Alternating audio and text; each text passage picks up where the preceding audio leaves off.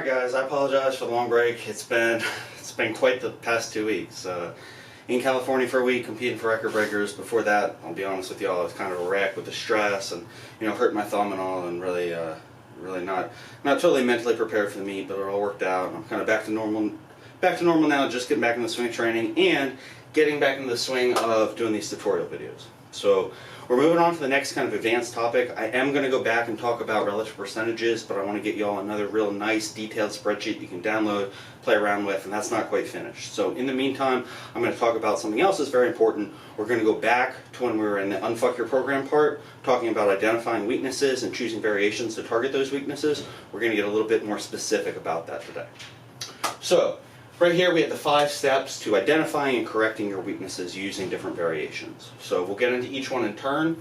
We're going to use today myself as an example, my sticking point in the squat, and we're going to talk about how I've kind of corrected that using both technique changes but also variations on the competition lift that really helped me improve my muscular weaknesses and then evened out my squat as a whole. And honestly, I'll be totally honest, I was pretty proud of that 799 squat. That was a big PR. I thought it was really clean, and I hope there's more in the tank.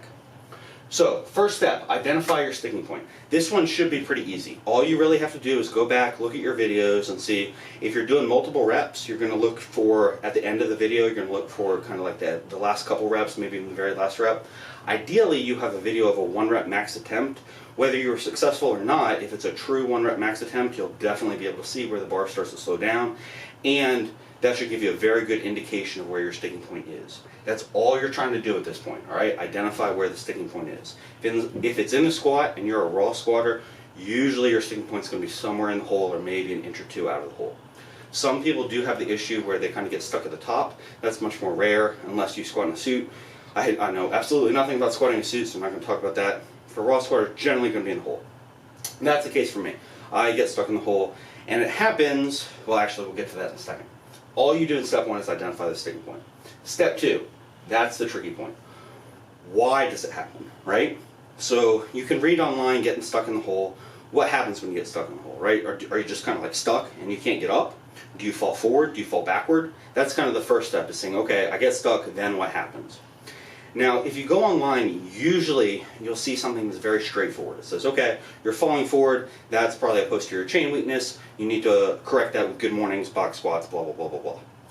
I have a big problem with that. Everyone is different. I've harped on this from the very beginning. Everyone has different weaknesses, strengths and weaknesses muscularly. Everybody has different leverages. Everybody's trained differently in the past. And so to say, oh, you're falling forward in the squat, that's a posterior chain weakness, it's an oversimplification. You cannot do that. And if somebody tries to do that to you, you should walk away. All right? They're probably wrong. You need to look at yourself individually. You need to kind of forget about everything else. You can use that as kind of a starting point, but you really need to consider, okay, why is this happening to me? Not why is it happening in general, why is it happening to me? Because in my case, falling forward in the hole really has nothing to do with my posterior chain. In fact, I'm very lower back dominant, and so I'm more likely to try and rely on that posterior chain to kind of straighten up. For me, usually if I'm falling forward, I'm not activating my quads enough, right? So I'm kind of falling forward, I can't get that good knee extension. And that's really, honestly, it's corrected very easily with knee wraps, because knee wraps are going to give you the bounce out of the hole. But there are also other ways that you can correct it if you're squatting in sleeves. That's kind of the next step. Now, if you're stuck here on any lift, right, you really can't identify the problem, or you can't identify why the problem is happening. There's 2 possible situations. The first situation is that you really don't have enough experience. If you're a beginner intermediate lifter, there's a very, very good chance that you simply don't have enough experience to identify why is the sticking point occurring. You don't know your body well enough, you haven't watched enough people, and you haven't been training long enough to be able to do that. It sucks. It's kind of the reality of the situation. And so you have 2 options there if you're in that category. Your first option, and probably your best option, is to find a very knowledgeable coach who's worked with a lot of lifters of a lot of different body types and can help you identify why this problem is happening and how to correct it. That's the very best solution. Most people are not going to have that option. I'll be totally honest with you. I do online coaching. I don't think online coaching is the best way to correct technique weaknesses. I think that you really need to be working with somebody in person, and good in-person coaches are pretty hard to find. If you fall into the second bucket, right, you don't have an online coach, you're still that novice intermediate lifter who can't identify why it's happening, your only solution is to get stronger overall. It sucks, right? You're kind of stuck with this sticking point, and you really have to grind through it. But that's part of the process of becoming an advanced lifter. So if you can kind of embrace that, you'll be ahead of the game. Now, if you are an advanced lifter and you can't identify why this is happening, you kind of have a problem. You need to break down your technique. You need to break down your technique more carefully.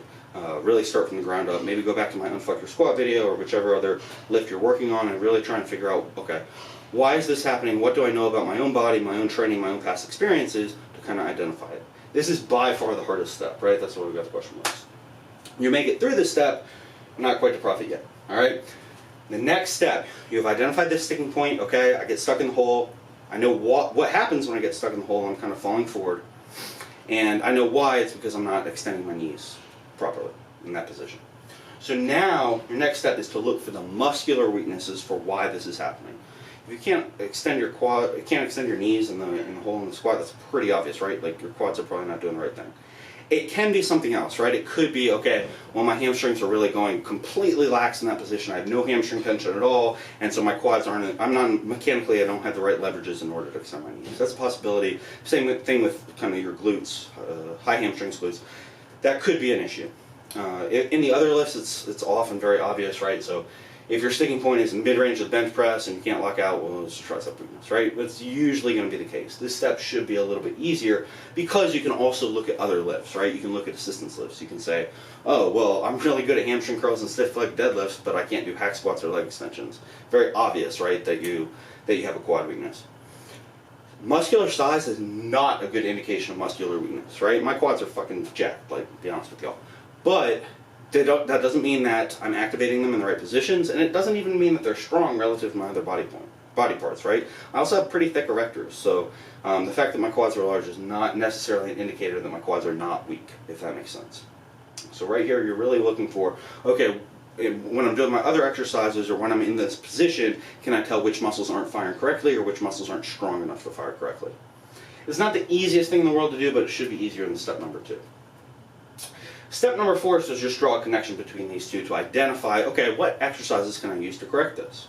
So we'll go back to my example of falling forward in the squat, right? So I'm falling forward in the squat. I know that it's happening because I can't extend my quads in the bottom position. I know that my quads are probably the weakness, right? So what exercises can I choose that are going to keep me upright in the squat and force me to rely on my quads? Very, very easy, right, this step. This step you can go online and just see, okay, what do people recommend? Front squats, safety bar squats, even unilateral stuff, unilateral lunges, leg press, lots and lots of different options here. You will almost always have lots and lots of different options here. Let's say you're missing in the mid-range of the bench press, you have board presses, you have spotto presses, you have you have close grip bench presses, you have long pause bench presses where you're really trying to generate that momentum off your chest, all these sorts of things that are all going to get to those muscular weaknesses, but they're going to do so in a way that directly attacks this kind of drop-off, right? So if the drop-off is, okay, my front delts aren't taking over in the mid-range of the bench press, my quads aren't taking over in the bottom of the squat, I'm not activating my lats in the deadlift, whatever the case may be, you should have plenty of choices here in order to kind of correct that. And then the very last step is to profit, right? So that's all you have to do is grind on this exercise. This is probably going to be a new exercise for you. If it wasn't, you wouldn't be weak in that position. And so generally you can use linear periodization in this case to just crush it, right? You don't have to go crazy with volume. I really like 5x5 here if you're introducing a new assistance exercise, or if you're using this as a variation and you're subbing out, right? We talked about this earlier. You're subbing out one of your competition lifts with a close variation. Use exactly the same sets and reps that you would with that competition lift. Lots of options here. Honestly, it won't matter. You should progress very quickly on this exercise, and so whatever really set and rep scheme you choose, at least at first, you'll make big progress. It's a weakness, right? So you have more opportunity for gains there. Over time, once you really strengthen that, then you will see gains in your competition lift if you chose the appropriate exercise for the appropriate reasons. If you don't see gains in about a month, 3 to 4 weeks roughly, then you probably chose the wrong exercise and you have to go back and you have to kind of reevaluate. So that can be very frustrating, and it's very, very important to be patient here. Being able to do this entire thing, it's not easy, but this is a crucial factor in going from that novice/intermediate stage to the advanced stage. It's what Dave Tate calls the dead zone. I really like that because it's where a lot of lifters get stuck for years and years and years, myself included. It's extraordinarily frustrating, and this is one of the secrets in order to get from that stage to the next stage. yeah, so that's pretty much it. Be patient. It will work. I promise you. It might take a lot of different experimentation. If you do have a coach, rely on them because it can be really, really helpful.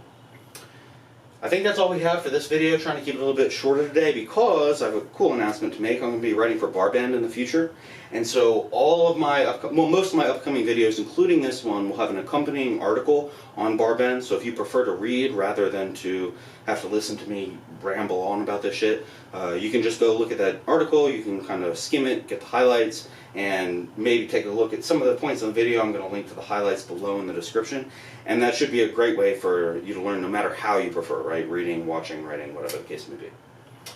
As usual, if you guys have any questions, please ask them in the comments. I know I haven't been responding to comments for a long time. Again, I've been crazy busy trying to catch up and just trying to kind of de-stress from everything, so I apologize for that. I will answer comments again starting now.